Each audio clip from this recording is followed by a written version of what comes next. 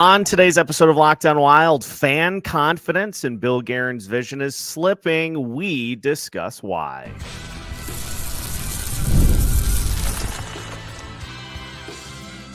You're Locked On Wild, your daily podcast on the Minnesota Wild, part of the Locked On Podcast Network, your team every day. What is happening, everybody? Welcome into another episode of Locked On Wild.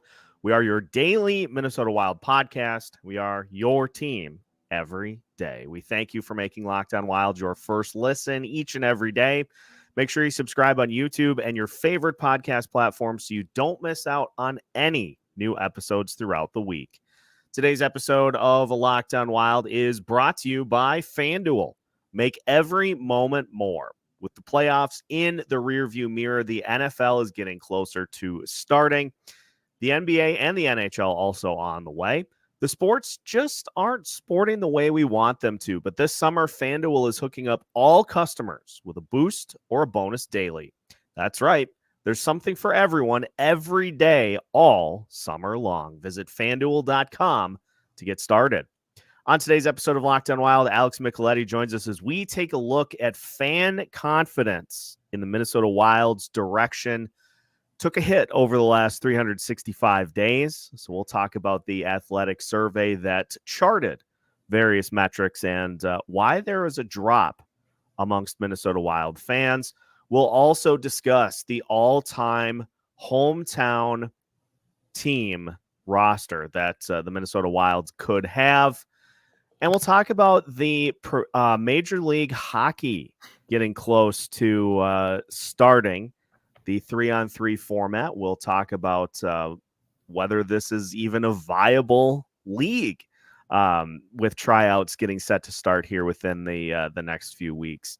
My name is Seth Toupal, your daily Minnesota Wild insider, joined, as mentioned, by Alex Micheletti for a Monday edition of the show. And Alex, we got a lot to get to here today. So we're going to dive right in. The Athletic did their fan survey, annual fan survey, trying to gauge confidence in teams' vision and direction and various metrics. The seven that they chart: roster building, cap management, draft and develop, trading, free agency, vision, and total score. And just for reference, the number one team is the Florida Panthers, and I'm assuming that this is out of 5. The Florida Panthers overall had a 4.4 grade out of 5. Last year, they were 7th, and change in confidence over the last year. 82% of the fan base is confident in the direction of this Panthers team. Gee, I wonder why. 77% of the public overall is confident in the direction of the Florida Panthers. And again, they just won the Stanley Cup, so that certainly helps. Minnesota Wild, you got to go all the way down to 24th and a total score of 3.1 out of 5. And Alex, this was interesting to me.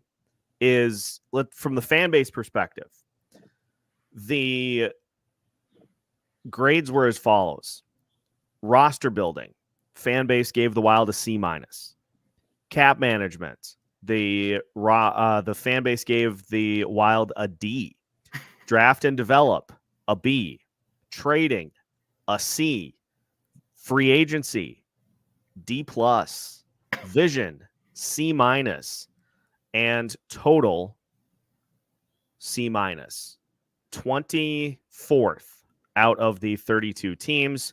And the change in confidence over the last year, the fan base, 65% of fans that were surveyed are less confident in the Minnesota Wild's overall direction over the past year. 25% of the public less confident. As far as more confident, 17% of the public is more confident. And 6% of the fan base is more confident in the direction that the Wild are in. Last year in this survey, The Minnesota Wild were 11th on the list, and they dropped to 24th. And I think what that speaks to is a lot of what we've seen over the last couple of years, and just people are starting to get a little anxious as this continues to move forward, and as we continue to see a team that doesn't have room to make a lot of changes, but is handing out a lot of contracts that I think people would just love to have seen not happen at all. Yeah, there were so many of them that were just rushed and unnecessary, and not. I mean, it's fine to give guys contracts, but they gave longer deals than were necessary, and no move contracts. I mean, Hartman, that deal seemed rushed. The Foligno one seemed rushed. I mean, they could have waited, and these guys, as they get older, it's not like they're magically going to find the scoring touch and improve on the goal totals. And some of these guys have been banged up a lot. Marcus has been banged up. Hartman's been banged up, and so it's it's not going to get ugly. Even Jared Spurgeon's contract is that one doesn't seem like it's going to age well at all. And so it's that survey, when you were reading it to me, it was kind of interesting. It's great that they're drafting so well, but if you're blocking these kids from getting spots, the drafting it doesn't matter. So that's what makes it tough, is these no moves are blocking younger guys that probably in the long run have more talent than some of the guys that are on the roster currently. So that's really tough. Yeah, the few other things to just point out here is, a lot of people get frustrated by, we have this promise. We've had this carrot dangling in front of us for a couple of years of, we're going to have all this cap flexibility and all this money to spend. And you look at these contracts and it's like, we're starting to eat into that pretty well. And just a couple of the comments that were taken from fans who were polled. Guerin and team have a great eye for drafting and taking swings on controversial picks. However, free agency continues to leave me confused. Decisions around cap flexibility and player contract negotiations have left me concerned about losing our top tier talent in favor of lower end talent. Also, for an organization that has decently high end prospects, to have a pipeline clogged with weighty contracts stuffed with no move clauses and no trade clauses makes me even less confident. Another comment: Foligno, Hartman, Fleury, Middleton, Gaudreau. Billy has really committed to overspending and giving no trade clauses on depth players, even if the players themselves are easy to cheer for. Teams that win are teams with high-end talent, which is impossible to acquire and keep if all of your money is tied up on good, not great players. That's another one I think that has led to a lot of people getting frustrated, was the Fleury contracts. Bringing him back for one season, his numbers continue to kind of trend in a downward direction. And, we talk about blocking the path. Jesper, he's just hanging out, and it's kind of getting to the point where I don't feel like there's a lot that he can really learn from the Iowa experience. And so these are the exact things that we talk about, is just rushing to these extensions and, filling the bottom six, prioritizing the bottom six, and just hoping that somebody's going to have a good enough year to fill those top six spots. Those are the things that lead to fan bases getting frustrated. Yeah, they have a big conundrum with the goalies, because I don't think, Fleury would re-sign here just to sit out, like if they are trying to go with a 3 goalie rotation. I mean, none of these guys are going to love that, and with the Wild's injury history, there's just no way that they're going to be able to roster 3 goalies on it. If they do, they won't be able to do it very long. So that can cause issues within the locker room too. And with Jesper, that Iowa team is not good, so that you don't want to ruin his confidence at all. And so it's a complete mess. And this team, it seems like they go off 1 year and then give guys long-term contracts, and then they just can never recreate the one good year that they have, and it's starting to really bite them in the butt.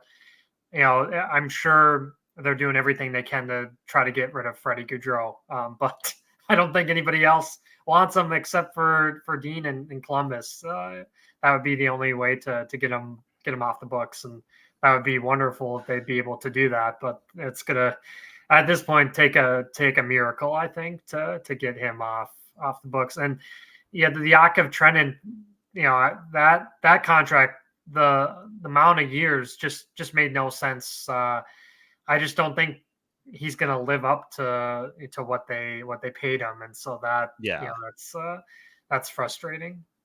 It is going to be a pivotal season for the Minnesota Wild in a lot of ways, and because we're starting to get to Carill Kaprizov watch, and it's gonna be interesting to see what happens if the numbers drop again from right now to next season. That there are going to be problems. Yeah, they need to have Kaprizov and Zuccarello together. It just I don't see Zuccarello getting back to the player he was if they don't play those two together. They just have the chemistry and being best buddies on the team, and it just seemed like Zuccarello was not a fit on that second line. And so get those two back together and see if they can recreate the magic. But you have to keep Kirill happy, and I think putting him with Zuccarello would help. But if they don't make the playoffs, then the noise is in his ear. He's going to hear it, and he has buddies all over the league, and it's funny that that some people hear hear that he wouldn't do well in a big market. No, he would. I think he would love to play in the state of Florida if he could, or LA or New York. He's really good buddies with Shesterkin, and a lot of the Russians down in Florida have, as we know, have done really well. So, Vegas, Dallas. I mean, all the the non-state income tax places would be calling his name if he ever decided to test free agency. Oh yeah, there'd be a long line. So we'll have to see. Now, a team that could probably give the Wild better odds to make the playoffs this year is the hometown team roster. Bleacher Report Open Ice on Instagram put this together, and so we'll talk about some of the names that crack the lineup. Not a bad team. I have one beef with them too. When we'll get to it, but perfect. They forgot a position, and I was like, this guy. How do they forget that? So we'll dive into the all hometown team for the Minnesota Wild as we continue today's episode of Locked On Wild after this. Today's episode of Locked On Wild is brought to you by FanDuel. Folks, you know me. I love sports. I love them so much. I never want my favorite teams to stop playing. But as the seasons shift, no playoffs going on right now, we have fewer games than ever. The sports just aren't sportsing the way that I want them to. But FanDuel lets me keep the sports going whenever I want. All I have to do is open the app and dream up bets anytime I'm in the mood. And this summer, FanDuel is hooking up all customers with a boost or a bonus daily. That's right. There's something for everyone every day, all summer long. So head over to FanDuel.com and start making the most out of your summer. FanDuel, official sports betting partner of Major League Baseball. Welcome back to today's episode of Locked On Wild. Once again, we thank you for making Locked On Wild your first listen each and every day. For your second listen today, make sure to check out the Locked On NHL podcast. We've got a lot of different things going on throughout the week with a wide array of Locked On NHL hosts, whether it be at-large coverage on Monday or Fridays, Western Conference Tuesday, Eastern Conference Wednesday, or Power Rankings Thursday. Locked On NHL has you covered all week long.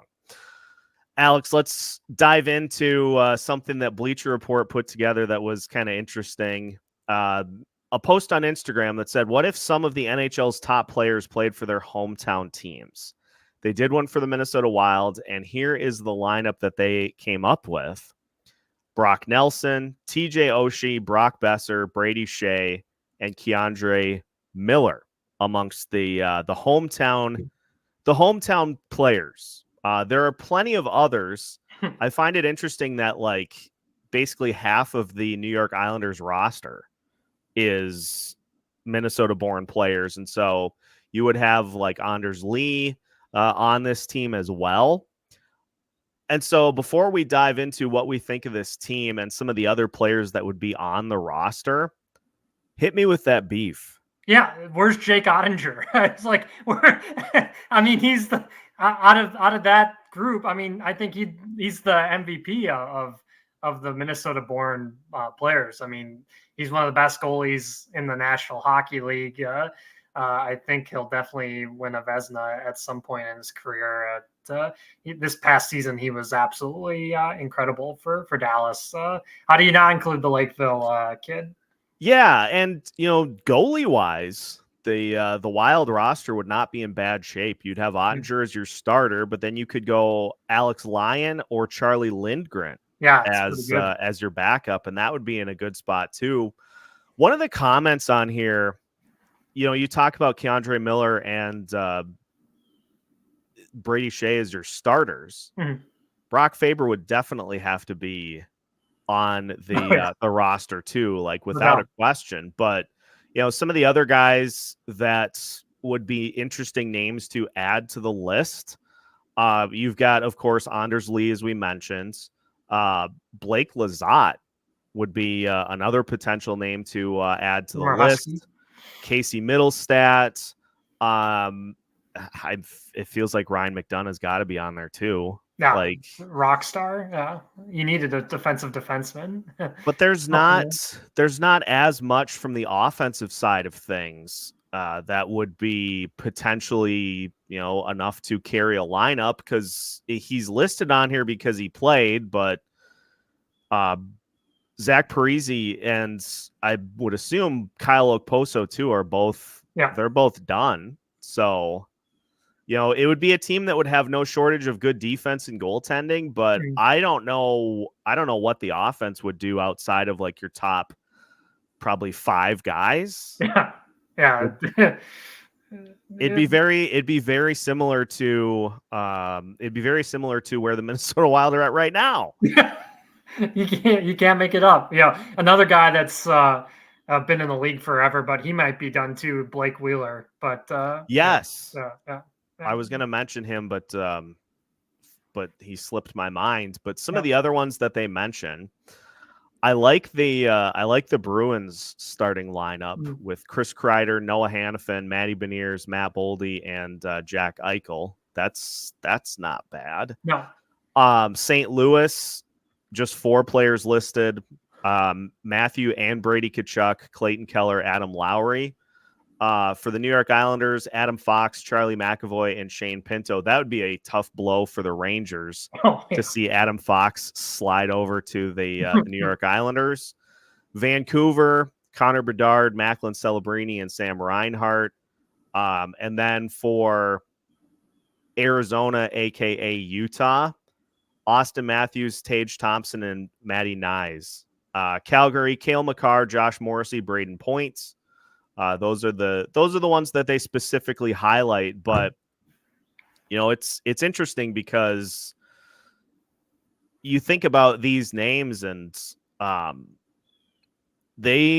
lot of these guys, I think, would add some good stuff to the Minnesota Wild lineup if they played for the Wild, but they don't. And so it's just interesting to see the guys in a different jersey than the one that they're currently wearing. No, 100%. One more guy that I was just thinking of, Tommy Novak with the Nashville Predators. He really good call. He had a really great season for Nashville. St. Thomas Academy kid. So, but that's another one that could fit in on the forward ranks and help out with the scoring. But yeah, to not have Jake Ottinger on there, I was like, what is going on? Yeah, especially since Minnesota has some. Like you said, some pretty good goaltenders, and for especially Alex Lyon from Lake of the Woods. That's way couldn't get farther northern Minnesota than that. His journey to the NHL is incredible, but it's a unique type of content at this point in the summer for sure. Yes, we are going to talk about Major League Hockey to finish the show today because we're getting close to tryouts coming up in just under a month. And so in order to get everybody ready for Major League Hockey tryouts, we're going to try to answer the question, what the heck is Major League Hockey? And that's all coming up as we continue today's episode of Locked On Wild after this.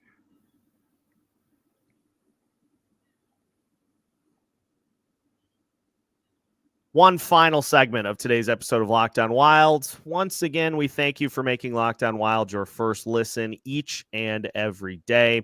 Reminder, make sure to mark on your calendar. We've got the meet and greet coming up on August 25th at Zamboni's on 7th, 12 to 3. We'll be having a live show throughout the entirety of the afternoon, as well as the opportunity to say hello. So swing over 12 to 3 at Zamboni's on 7th, right across from the XL Energy Center, Sunday, August 25th. It's going to be a great time. We hope to see you there. Alex, let's talk about Major League Hockey because Steve Dangle, in response to an initial tweet from Daryl Wolski, Major League Hockey free agent tryout camps, Toronto, September 6th and 7th, and Minneapolis, September 9th and 10th.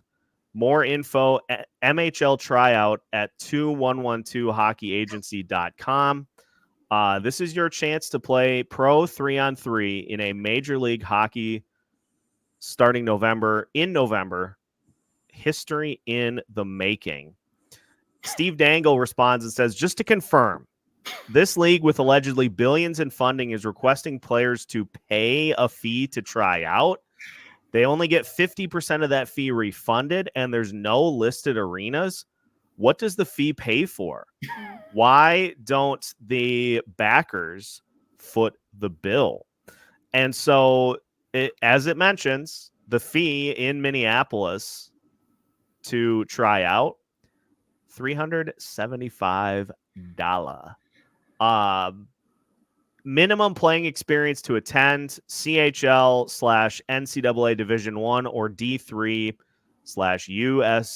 Sports/PWHL/ECHL. In looking at their website, it's overtime all the time. MajorLeagueHockey.com says, introducing a unique 3-on-3 hockey format featuring teams of professionals with a $30 million salary cap per team and a $100,000 victory bonus for each winning team.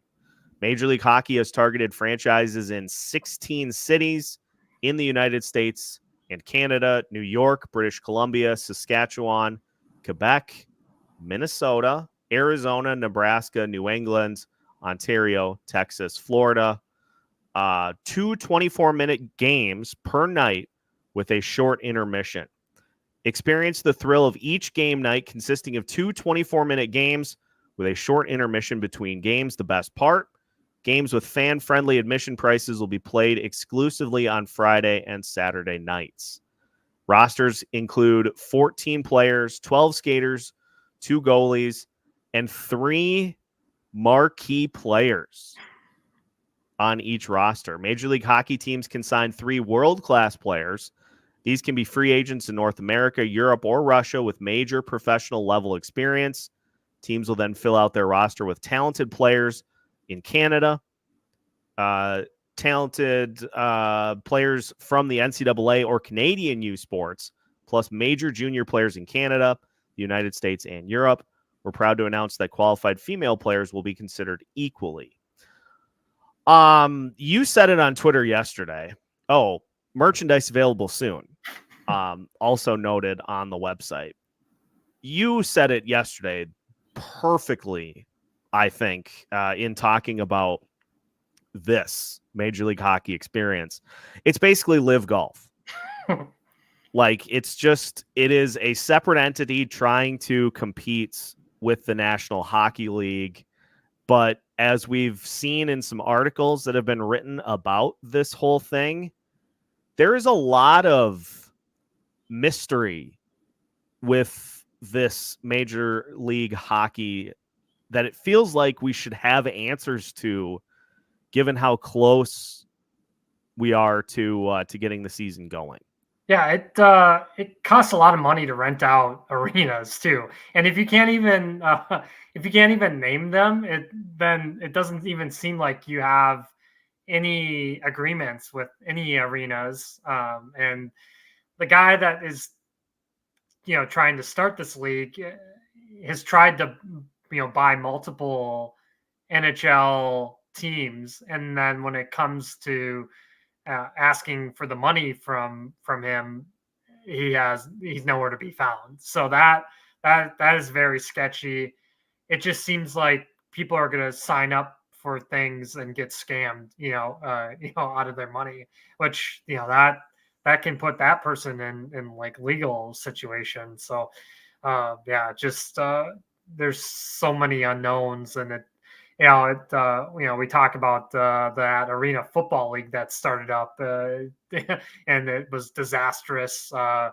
This seems like the exact type of thing, and the only difference with the live golf is there's actual money there, but there's no there's no Saudi money. We don't know where it could be coming from. I just wonder, like, the first thing that you wonder anytime something like this happens, and we have plenty of examples with the XFL, the whatever the other 15 other leagues that have tried to compete with the NFL have been called. It doesn't seem like something that has enough traction to be able to get going. Now, to bring this to the PWHL for a second, PWHL, it felt like established a solid base in their first year up until all the stuff that happened with PWHL Minnesota. And so I really don't know, because like $30 million per team for a salary cap is not a small amount of money. And the questions that pop into my head are these teams all going to be owned by the league, or are you going to get owners to come in and take ownership of these different franchises so that they can make their own decisions? There are so many questions with this. I don't know what to make of it, but there's a lot, as much intrigue and steam as there is about this getting going. There just is so much uncertainty as to like, what the heck is this going to be? Where's the fan interest too? I mean, that's it just it doesn't, that arena football here franchise in Minnesota, it folded, I think, in 2 weeks, or I think they played one game and it folded. I go back to, it costs a lot of money to rent out an arena, and if you aren't bringing in money, that I don't see it lasting lasting too long. And they can look at the or PWHL and how kind of disaster it is to where you have just a league owning the teams. That model is not a great model for long-term success. We'll see if the women's league can figure that out with all the drama they had. Hopefully they don't have that in year 2, but I saw that the logos and the team names that got pushed back another month. Yeah. We were supposed to know in August, and now it's September, and who knows if that's going to get pushed back. We'll see. Just a couple of quotes from an article from the Rink Live by Brad Schlossman in regards to Major League Hockey before we go. I was reading this, and it just leaves me more confused. If you search Max Chambers, you'll find an odd story here and there. And Chambers is the chairman and chief executive officer of Major League Hockey. He apparently attempted to buy the St. Louis Blues in 2011, but wasn't seriously considered. The Toronto Globe and Mail researched Chambers and called him an international man of mystery. The Globe and Mail was unable to find any information on his alleged companies or business dealings. And Schlossman goes on to say, I got a cell phone number for Max Chambers and called him Friday morning. This story was written back in May with several questions. He repeatedly declined to answer them, saying an official announcement is still a couple of weeks away. I told him people he's contacted do not believe his venture is a real thing and asked for any sort of proof. He offered none. The documents he's sent to potential hires say he has arena deals in place and or pending in 16 markets. One of the markets listed in the documents is Minneapolis, Minnesota. Schlossman contacted every arena in the state of Minnesota that seats more than 6,000 people. Nobody had ever heard of Max Chambers or Major League Hockey at any of them. There's also no trademark filing on record for Major League Hockey. There is currently one professional 3-on-3 hockey league, 3 Ice. It runs in the summer with notable coaches, experienced players, and a TV deal. Major League Hockey has yet to show any legitimate backing, and anyone approached by it should give full skepticism. Yikes. Yeah, Brad's elite at his reporting. Yeah, you take it for his word for sure. When he's investigating, it's legit. And why would any player, why would any agent recommend their player to join this league? It seems like it's a whole lot of garbage. Yeah, well, we'll see if anything comes of this, but I move forward with skepticism as to its traction and its ability to be a viable league. But I guess we'll see. We'll keep an eye on it because those tryouts are coming in less than a month, and so you can only, if you are running like a long con, you can only get to a certain point where it's like, okay, now we're too into it to be able to pull back, and that date has probably already passed. Yes. So we'll find out, but that'll do it for today's episode of Locked On Wild. For the rest of the week, we're going to be taking a look at the last few Stanley Cup winners to see what the Minnesota Wild can learn from them, whether it be roster construction, scheme, any sorts of things that the Wild can learn from the last few teams that have won the Stanley Cup. I'll give you a hint. There's probably one common thing that each of them possess that the Wild need to improve upon. But we'll talk about that here for the rest of the week as we continue to navigate through the off season. Make sure to send us a proof of subscription. Just take a snapshot on YouTube so that you can be entered into the Locked On Wild sweepstakes. We're trying to get the YouTube channel to 3,000 subscribers by opening day. And we are giving away 2 tickets to see the Minnesota Wild take on the Columbus Blue Jackets on opening night, October 10th. Full rules can be found in the description for this episode. Just send us a snapshot showing proof that you subscribe to Locked On Wild on YouTube, and you can be entered in for your chance to win those tickets. Make sure also to subscribe so you don't miss out on any new episodes throughout the week, whether it be on your favorite audio platforms or on YouTube. We've got you covered every Monday through Friday with new episodes, so make sure to subscribe and stay tuned as Locked On Wild keeps you up to date on all things Minnesota Wild hockey. We are part of the Locked On Podcast Network, your team every day.